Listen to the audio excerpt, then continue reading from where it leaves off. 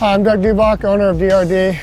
After my racing career, my professional racing career was winding down in the early 90s, I got really heavily into the testing side of the industry, from doing suspension stuff for KYB and tires for Dunlop and motorcycles for Yamaha.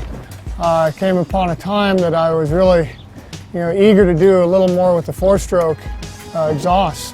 So I started Dr.d in 2001, just after Yamaha had created a big demand for four strokes, and some of the others were just starting to play. Yeah, many say that I had a head start on the four-stroke side of things in development-wise. I was kind of the pioneer on the first YZ400, a few years before anyone else had ever seen one. So, it certainly gave me a deep understanding of what the four-stroke could do, and its strengths and its weaknesses, so I think it gave me a leg up on the competition. My philosophy with Dr.d early on was pretty simple. I had a lot of experience with two-stroke and four-stroke, the dyno versus the racetrack, and I was always a racetrack guy, and I proved it to a lot of engineers and builders of engines and various things that they had to work out on the racetrack. So that's where I've really set myself and my goals in my development, is to get it out on the track and make sure that when that customer gets it in his hands, he has a good experience. Because until we all start racing dynos and comparing little colored lines on a piece of paper, I put that second to a track tested exhaust.